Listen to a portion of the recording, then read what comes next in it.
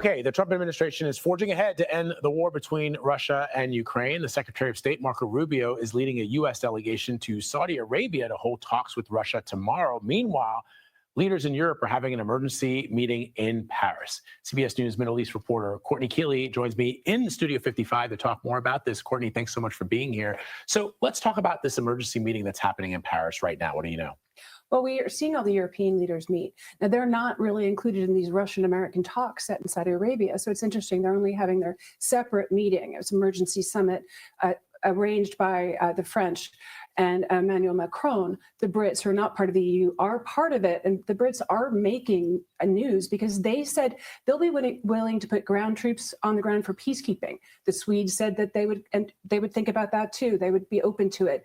Germany as well. Poland, who's also part of these talks, said they would help with logistical and physical support, but not troops in terms of peacekeeping. So you're seeing Europe wake up to the fact that they're not being included and that they have to worry about their own peace and security. So they're having this meeting to discuss also financing. They're depleted in terms of weaponry and arms after these 3 years. So is the U.S. on certain levels like ammunition. So you're also seeing the Secretary General of NATO in this meeting as well.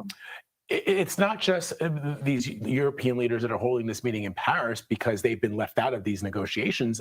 From what I understand, Ukraine's not involved in the discussions that are happening between the United States and Russia. So how does that fit into all of this? And what does it mean, just in talking to your sources on the ground, for the future of Europe? If Russia can invade a country, a sovereign country, make territorial gains, and then have the United States say, you know what, you can keep those gains without conceding anything. In fact, we understand the United States is going to be lifting sanctions. So as former NSA Director John Bolton said last week, they must be drinking, I'm quoting him, Russia must be drinking, the Kremlin, vodka straight from the bottle in celebration because there's been nothing that they've had to do in return for what the United States is asking. So how does Europe feel about this going forward? Right, they're not making Russia hurt for invading Ukraine. There's no hurt there. There's no pain point.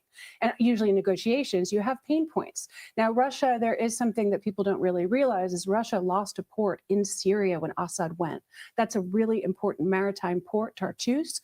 They have a port in Crimea. These things just don't come out of taking land. It's because that port in Sevastopol is really important and has been to the Russians since the 1700s. So there should be a pain point against that in terms of negotiations. You want to keep your maritime port or anything like that. But what we're seeing really is a gesture of goodwill between the presidents, a Russian and American. And then now you have the U.S. Secretary of State and the Foreign Minister, Sergei Lavrov, also having this meeting, which the Kremlin says is about establishing American and Russian relations. But that looks like a lot of glad handing. It looks like, toasting with vodka. It does not look like anything happening where they're adversaries or in any way. And it's starting to look like if you have Paris here and Saudi Arabia here, and you've got the Europeans here and the U.S. and Russians here with the Saudis, it's starting to really be tilted because Volodymyr Zelensky is in the UAE. He's going to Saudi on Wednesday, but not for the talks. So I can understand Crimea, but the question will become when Pete Hegseth, the defense secretary, and Marco Rubio say that the Ukraine can't expect to look like it did before 2014. I can understand the Crimea situation.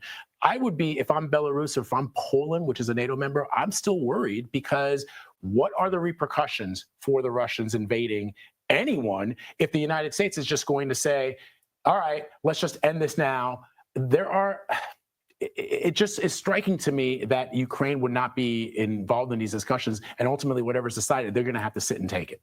Right, and you have all of Europe on high alert. That's why they're in Paris. It's not just Poland where we saw the influx of the exodus of refugees coming out during the invasion. It's not Belarus that really is dominated by Putin, and one could say it's not an independent governing country. They're all at the whim of Russia, like we saw during the invasion, which was horrific and deadly. And now you're seeing them at the whim of Russia and America potentially, or at least not talking. So they need to get to the table for it to look somehow balanced.